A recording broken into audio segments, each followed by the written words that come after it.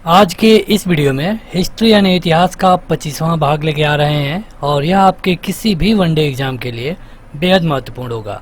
अगर आप चाहते हैं इस वीडियो का पीडीएफ डाउनलोड करना या फिर इसको एक टेस्ट के रूप में लेना तो आपको ये वाला एप्लीकेशन डाउनलोड करना होगा, जिसका लिंक वीडियो के डिस्क्रिप्शन में और पहले कमेंट बॉक्स में मिल जाएगा। इस वीडियो को लाइक करने के साथ चैनल को जरूर सब्सक्राइब करें, उसके बाद बेल आइकन दबाएं, उसमें ऑल सेलेक्ट करें इसी तरह की बेहतरीन वीडियो सबसे पहले पाने के लिए। शुरू करते हैं ये वीडियो। यहाँ पे 25 क्वेश्चन आएगा। आपको एक क्वेश्चन देख करके अपना उत्तर तुरंत कमेंट करके बताना होगा। शुरू करते हैं। पहला क्वेश्चन है कि सिख धर्म का संस्थापक किसे माना जाता है। आपके ऑप्शन है गुरु नानक, गुरु गोविंद सिंह, तेग बहादुर या फिर अर्जुन देव। देखिए, सिख धर्म के जो संस्थापक माने जाते हैं इनका नाम है गुरु नानक देव। गुरु नानक देव को सिख धर्म का संस्थापक माना जाता है। सिख धर्म के 5वें गुरु कौन थे? तो सिख धर्म के जो 5वें गुरु थे इनका नाम था अर्जुन देव। सिख धर्म के 10वें गुरु थे गुरु गोविंद सिंह। इसके अलावा और भी कई धर्म हैं जिनके संस्थापक के बारे में कई बार परीक्षा में पूछा गया है। जैसे कि यहाँ से हम बताना शुरू करते हैं। जैन धर्म। जैन धर्म के संस्थापक हैं ऋषभ देव। ध्यान से सुनिए। बौद्ध धर्म, ये सारे पूछे गए हैं। बौद्ध धर्म के संस्थापक है गौतम बुद्ध। शैव धर्म, शैव धर्म के संस्थापक कौन है? इनके कोई खास नहीं है, इस जो भी शिव के उपासक हैं उनको इनके संस्थापक माना जाता है। वैष्णव धर्म का वैष्णव, यह है कृष्ण, श्री कृष्ण। इसके अलावा इस्लाम धर्म का, इस्लाम धर्म के हैं हजरत मोहम्मद साहब। ईसाई धर्म के ईसा मसीह। देखिए, अगर आप पीडीएफ चाहते हैं तो पीडीएफ आप एप्लीकेशन पे जाके डाउनलोड कर पाएंगे, लेकिन ये सारे जो एक्स्ट्रा फैक्ट है आपको पीडीएफ में नहीं मिलेगा। तो ये सारे लोग हैं संस्थापक। इसके अलावा कई साम्राज्य हैं जिनके संस्थापक पूछे जाते हैं, जैसे कि मौर्य वंश। तो यह है चंद्रगुप्त मौर्य। अगर बात संस्थापक की आती है तो ये सारे क्वेश्चन पूछे जाते हैं। गुप्ता काल का बहुत बार पूछा गया है, तो गुप्त वंश के संस्थापक हैं श्रीगुप्त। श्रीगुप्त। चालुक्य वंश का बहुत बार पूछा गया है, तो चालुक्य वंश का भी जान लीजिए। चालुक्य का है तैलप द्वितीय या फिर सेकंड। चौहान वंश वासुदेव। परमार वंश, ये सारे पूछे गए हैं। अगर आप देखेंगे तो उपेंद्र राज।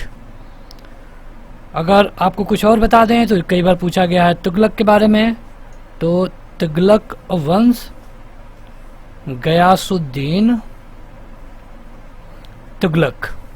इसके अलावा मुगल के बारे में भी जान लीजिए, बाबर। तो ये सारे कुछ फैक्ट हैं जिनको आपको पता होना चाहिए। फ्रिक्वेंटली ये पूछे जाते हैं। तो अगर आप एप्लीकेशन डाउनलोड करेंगे तो वहाँ पे और 20 तरह के स्टडी मटेरियल आपको मिलता है। अगला है कि किस सिख गुरु के मृत्यु के लिए औरंगजेब जिम्मेदार है। देखिए, एक सिख गुरु थे जिनको औरंगजेब ने मरवा दिया था। इनका नाम है अर्जुन देव, या फिर अगर यहाँ पे अर्जुन देव नहीं है तो आप तेग बहादुर कह सकते हैं। अर्जुन देव वैसे उनका नाम था। अकबर द्वारा बनाई गई श्रेष्ठतम इमारतें पाई जाती हैं कहाँ पे? इनमें से एक स्थान है जो अकबर से सबसे ज़्यादा क्लोज है, मतलब वहाँ पे सबसे ज़्यादा इमारत बनवाई गई अकबर के द्वारा। देखिए, आगरा तो है ही, लेकिन जब अकबर गुजरात विजय करके आया तो उन्हें फतेहपुर सीकरी में बनवाया बुलंद दरवाज़ा। तो उसी तरह ये है फतेहपुर सीकरी में। अकबर द्वारा बनवाई गई श्रेष्ठतम इमारतें फतेहपुर सीकरी में है। अगला है कि बंगाल और उड़ीसा में वैष्णववाद को लोकप्रिय बनाने का श्रेय किसे है? बंगाल और उड़ीसा में यह है चैतन्य महाप्रभु को। अगला है कि गुरु नानक का जन्म कहाँ पे हुआ था? गुरु नानक का, आपने कई बार स्टोरीज में इनको पढ़ा होगा, और सही उत्तर है तलवंडी। 2 से 3 सेकंड आप अपना उत्तर कमेंट करके बता दिया करिए। जरूरी है तो पीडीएफ डाउनलोड करिए, वहाँ पे जाकर आप वीडियो को भी देख पाएंगे। मनुस्मृति मुख्यतः संबंधित है किससे? मनुस्मृति के बारे में आपने सुना होगा, तो क्या है यह? क्या एक कानून है, इकोनॉमिक्स है, या फिर समाज व्यवस्था है? यह एक समाज व्यवस्था है। इसमें बताया गया है कि समाज में कितने वर्ण होंगे, इस तरह की जो भी चीज़ें बताई गई हैं सब मनुस्मृति में है। अगला है कि निम्नलिखित में से किस राज्य में गणतंत्रात्मक शासन व्यवस्था नहीं थी? मतलब वहाँ पे मनमानी काम होता था, और यह है मगध। अगला है कि अवेस्ता और ऋग्वेद में समानता है। अवेस्ता किस क्षेत्र से संबंधित है? जैसे ऋग्वेद भारत से संबंध रखता है, उसी तरह अवेस्ता किस देश से, इनमें से किस देश से संबंध रखता है? ये रखता है ईरान से। ईरान की राजधानी कहाँ है, ये आप हमें कमेंट करके बताएंगे। ईरान की राजधानी कहाँ है, कमेंट करके बताइए कमेंट बॉक्स में। अगला है कि सिकंदर के आक्रमण के समय उत्तर भारत पर निम्नलिखित राजवंशों में से किस एक का शासन था? मतलब जब सिकंदर भारत पर आक्रमण करता है तो उस समय उत्तर भारत में कौन एक राजा था इनमें से? देखिए, सिकंदर का युद्ध हुआ राजा पोरस के साथ, लेकिन उनका तो यहाँ पे विकल्प में ही नहीं है, तो यहाँ पे जो विकल्प में है उनके बारे में आपको बताना है। ये था नंद वंश, और यहाँ पे जो राजा था इनका नाम था घनानंद। सिकंदर के बाद ही, मतलब जब सिकंदर यहाँ से वापस जाने लगा, उसी समय चंद्रगुप्त मौर्य ने चाणक्य की सहायता से इस नंद वंश को समाप्त कर दिया। अगला है कि ऋग्वेद में अघन्य शब्द का प्रयोग किसके लिए किया जाता है? मतलब ऋग्वेद में कई सारे शब्द हैं जिनको आप आज की बोलचाल की भाषा में नहीं लेते हैं, तो उस समय अघन्या किसको कहा जाता था? कोई भी आप बुक पढ़ते हैं तो वहाँ पे आप इस क्वेश्चन को जरूर पढ़े होंगे। सही उत्तर है गाय। अघन्या मतलब होता है नौ मारने योग्य, ये गाय को कहा जाता था। अगला है कि पंजाब में भक्ति आंदोलन के अग्रदूत कौन थे? पंजाब की बात की गई है। देखिए, अर्जुन देव भी थे, गुरु गोविंद सिंह भी थे, और नानक भी थे, और तेग बहादुर भी थे, लेकिन कहा गया है कि अग्रदूत मतलब सबसे पहले ये हैं गुरु नानक। अगला है कि आदीना मस्जिद कहाँ पर स्थित है? ये क्वेश्चन थोड़ा हार्ड है, जो भी है अपना उत्तर कमेंट करके बताएं 2 सेकंड में। यह है बंगाल में। अगला है कि असम का चैतन्य किसे कहा जाता है? जैसे चैतन्य महाप्रभु के बारे में आपने पढ़ा होगा, लेकिन असम का चैतन्य किसको कहते हैं, यह आपको बताना है।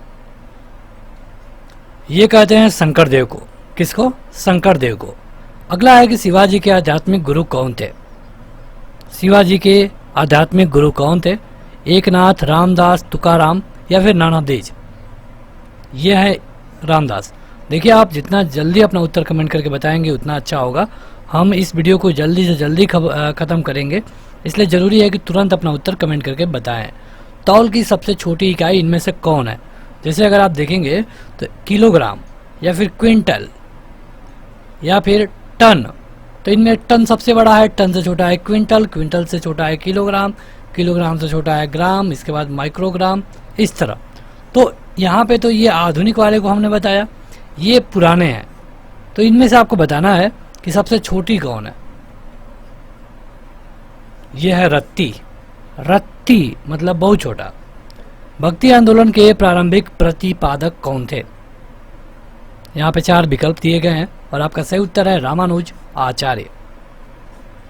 अगला है कि प्रसिद्ध विजय विठ्ठल मंदिर, जिसके 56 क्षैतिज स्तंभ संगीतमय स्वर निकालते हैं, ये कहाँ है? क्वेश्चन पढ़िए, ये है आपके विकल्प। सही उत्तर है हम्पी। हम्पी की गुफाओं के बारे में आपने जरूर पढ़ा होगा। निम्नलिखित में से कौन मूलतः जल या फिर समुद्र का देवता था? जल और समुद्र का देवता माना जाता था वरुण को। अगला है कि हड़प्पा सभ्यता के निवासी कैसे थे? हड़प्पा सभ्यता के निवासी क्या ग्रामीण थे, शहरी थे, या यावर थे, या फिर जनजातीय थे? ये थे शहरी। अगला है कि सिंधु घाटी सभ्यता के लोगों का मुख्य व्यवसाय क्या था?